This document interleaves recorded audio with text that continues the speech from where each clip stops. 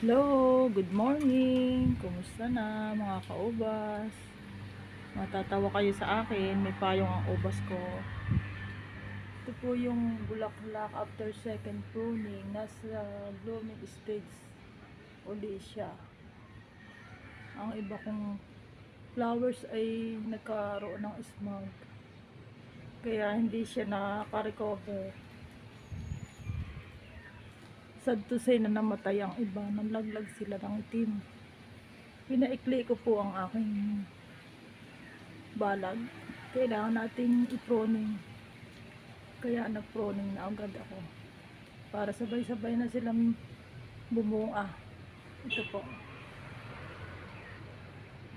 Kailangan nating payungan. Dahil umuulan.